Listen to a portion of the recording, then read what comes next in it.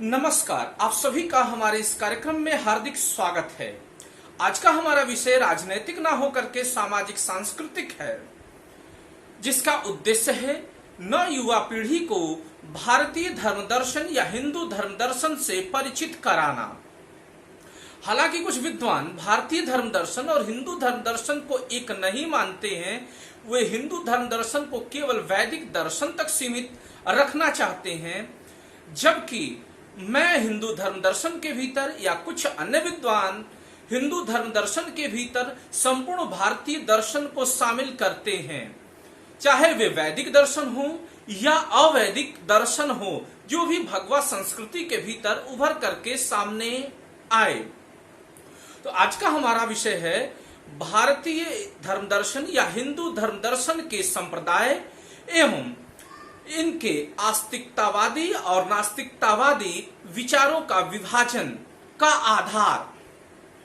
तो सबसे पहले हम आपको बता दें कि जो हिंदू धर्म दर्शन है या भारतीय ज्ञान पद्धति है या हिंदू ज्ञान पद्धति है, वह कई रूपों में उभर करके सामने आई, जिसमें सर्वप्रथम योगदान दिया वेदों ने।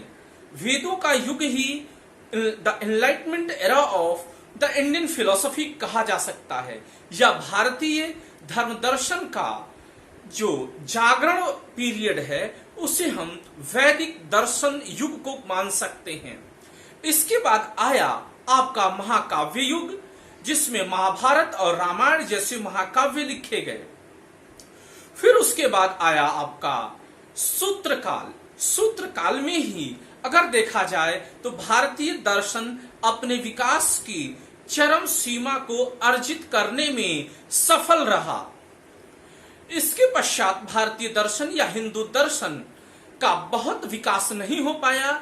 आप इसके लिए पश्चिमी आक्रमणों या पश्चिमी संस्कृति का भारत पे पड़ने वाले प्रभाव को मान सकते हैं, जैसे मुगल युग आया, सल्तनत कालीन भारत हुआ उसके पूर्व, या फिर मुगलों के पश्चात ब्रिटिश इंडिया का आरंभ।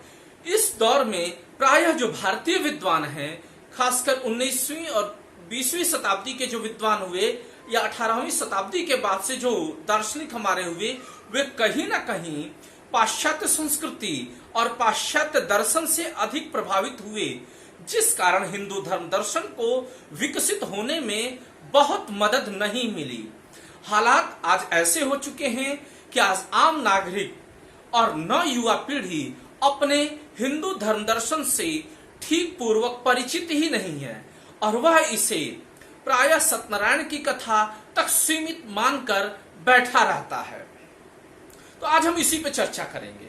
तो सबसे पहले हम देखते हैं कि सूत्र काल में कैसी रचनाएं आई और इन्होंने किस प्रकार से भारतीय दर्शन को विकसित करने में अपनी महत्वपूर्ण भूमिका निभाई, और इनका विभाजन आस्तिकता और नास्तिकता के आधार पर कैसे होता है।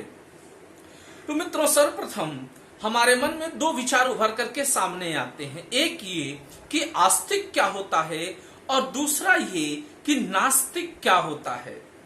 तो आम बोलचाल की भाषा में हम आस्तिक उसे मानते हैं जो कि ईश्वर पे आस्था रखता है, और नास्तिक उसे मानते हैं जिसकी आस्था ईश्वर पर नहीं है। प्रायः ऐसी प्रवृत्तियां हमारे भीतर पश्चिमी संस्कृति के प्रभाव से अधिक ग्रसित हैं, क्योंकि वहां पर अगर धर्म दर्शन को देखते हैं, सीमेटिक धर्म दर्शन को देखते हैं, चाहे वो ईसाई हो या इस्लाम हो, इन सब में आस्तिकता और नास्तिकता का विभाजन इसी आधार पर है। किंतु भारतीय दर्शन में ऐसा नहीं है। भारतीय दर्शन में या हिंदू धर्म दर्शन में आस्तिकता और नास्तिकता के विभाजन के अन्य दो पक्ष भी हैं या दो पहलू भी हैं, जिससे ईश्वर अछूता भी रह जाता है। जैसे उदाहरण के तौर पे पहला जो लक्षण है आस्तिकता और नास्तिकता के विभाजन का, वह यह है कि भारतीय संस्कृति में ही यह केवल पाया जाता है कि जो लोग वेदों को प्रमाणित मानते हैं या जो दर्शन वेदों को प्रमाणित मान करके विकसित हुए, वे दर्शन आस्तिक दर्शन कहलाए, और जिन दर्शनों ने वेदों की निंदा की या वेद निंदक के रूप में उभर के सामने आए, उन्हें नास्तिक दर्शन कहा गया। वास्तव में भारतीय जो दर्शनों का विभाजन है नास्तिक और आस्तिकता के आधार पर, वह इसी आधार पर तय है। इसके संदर्भ में आचार्य मनु ने अपनी एक टिप्पणी की है, जिसमें उन्होंने कहा है, नास्तिको वेद निंदक, जो वेद की निंदा करने वाला है वह नास्तिक है। और इसी आधार पर भारतीय दर्शन का विभाजन आस्तिक और नास्तिक के रूप में हुआ है।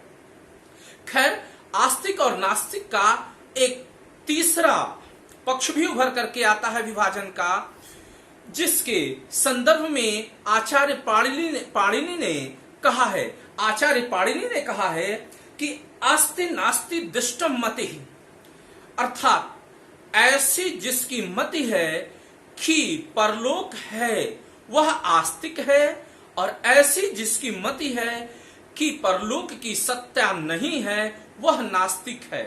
यानी कि अगर हम आस्तिक और नास्तिक के तीसरे विभाजन को देखें तो वह इस पर टिका हुआ, और भारतीय दर्शन में यह दूसरा विभाजन है, इस आधार पर टिका हुआ है कि जो लोग केवल धरती की ही सत्ता मानते हैं और इसी के अस्तित्व को मानते हैं, या जो प्रत्यक्ष दिखाई देता है केवल उसी की सत्ता मानते हैं, वे नास्तिक कहे जाते हैं। और पृथ्वी के अलावा यदि वे किसी अन्य लोक की सत्ता मानते हैं तो उन्हें आस्तिक कहा गया है। यानी तीन प्रकार के विभाजन आ रहे हैं आस्तिक और नास्तिक चिंतन, एक ईश्वर के आधार पे, दूसरा वेदों की प्रमाणिकता के आधार पे, और तीसरा है आपका इहलोक और परलोक की सत्ता के आधार पर। तो अब देखें, वेद के आधार पे या वेद के निंदकों के आधार पे या वेदों के समर्थक के आधार पे जो हमारे यहाँ विभाजन किया गया है, उसमें सूत्र काल में लिखे गए षड दर्शनों को आस्तिक दर्शन की संज्ञा दी गई है। इसके अलावा तीन दर्शनों को हमारे यहाँ नास्तिक दर्शन की श्रेणी में रखा गया है। तो ये षड दर्शन है। पहला न्याय, वैशेषिक, सांख्य, योग, मीमांसा और वेदांत। यानी पहला मैंने बताया न्याय, दूसरा बताया वैशेषिक, तीसरा बताया सांख्य, चौथा बताया योग, पांचवा मीमांसा और छठवां वेदांत। इन 6 दर्शनों को आस्तिक दर्शन की श्रेणी में रखा जाता है, जबकि नास्तिक दर्शन की श्रेणी में जो 3 रखे जाते हैं वे हैं आपके, सबसे पहला है नास्तिक शिरोमणि की उपाधि लिए हुए, वह है चार्वाक दर्शन। दूसरा इसमें रखा जाता है बौद्ध दर्शन को, और तीसरा रखा जाता है जैन दर्शन को। तो ये वेदों की प्रमाणिकता के आधार पर ही हमारी पुस्तकें इन्हें आस्तिक और नास्तिक में विभाजित करती हैं। हालांकि भारतीय दर्शन का जो विभाजन आस्तिक और नास्तिक दर्शन के रूप में होता है वह पूर्णतः सही नहीं है। यदि इसको हम वैदिक और अवैदिक दर्शन के रूप में कहें तो ज्यादा सटीक है, या फिर इसे हम वैदिक और श्रमण दर्शन के रूप में कहें तो ज्यादा सही रहेगा। ऐसा क्यों है? क्योंकि अगर हम देखते हैं तो कुछ दर्शन ऐसे हैं जो कि अपने आप को नास्तिक नहीं मानते हैं और वे नास्तिकतावाद की आलोचना करते हैं। जैसे बुद्ध भी नास्तिकतावाद का खंडन करते हैं। बौद्धिक दार्शनिक जो नागार्जुन हैं, उन्होंने यह माना है कि जो नास्तिक हैं वे नरकगामी हैं, यानी कि ये लोग अपने आप को नास्तिकता की श्रेणी में नहीं रखते हैं, और ये पूर्ण रूप से जैन और बौद्ध नास्तिक कहे भी नहीं जा सकते हैं। क्यों नहीं कहे जा सकते हैं? क्योंकि ये ऐसे दर्शन हैं जो ईश्वर को तो नहीं मानते हैं, वेदों की प्रमाणिकता को नहीं स्वीकार करते हैं, लेकिन जो आस्तिक और नास्तिक का तीसरा विभाजन है इहलोक की सत्ता और परलोक की सत्ता, तो इन दोनों ही दर्शनों ने परलोक की सत्ता को स्वीकार किया है। तो परलोक की सत्ता को स्वीकारने के आधार पर अगर देखा जाए तो कहीं ना कहीं जैन और बौद्ध दर्शन आस्तिक दर्शन कहे जा सकते हैं। ठीक इसी प्रकार से यदि हम ईश्वर की सत्ता को देखते हैं तो इस आधार पे जो ना मानने वाले दर्शन है ईश्वर की सत्ता को, तो आस्तिक दर्शन के जो षड दर्शन हैं उसमें से भी दो दर्शन ऐसे हैं जो नास्तिक कहे जा सकते हैं, जैसे सांख्य और मीमांसा दर्शन। सांख्य और मीमांसा दर्शन भी ईश्वर की सत्ता पर मौन हो गए हैं। तो यदि इस आधार पे, ईश्वरीय आधार पे अगर हम आस्तिक और नास्तिक का विभाजन करने बैठेंगे तो कहीं ना कहीं हमारे यहाँ नास्तिक दर्शनों की संख्या बढ़ जाएगी, वह 3 से बढ़कर 5 हो जाएगी। इसलिए मैंने कहा कि भारतीय दर्शनों को आस्तिक और नास्तिक के आधार पर विभाजित नहीं किया जा सकता है। जैसा कि मैंने अभी बताया, सांख्य और मीमांसा ईश्वर को नहीं मानते हैं, किंतु ये आस्तिक इसलिए हैं क्योंकि ये वेदों की प्रमाणिकता को स्वीकार करते हैं। तो कुल मिलाकर इतना ही कहना था कि जो भारतीय जो षड दर्शनों का, जो आस्तिक दर्शनों का जो विभाजन है या 3 नास्तिक दर्शनों का विभाजन है, वह वेदों की प्रमाणिकता के आधार पर हुआ है या उसकी प्रमाणिकता को ना मानने के आधार पर हुआ है।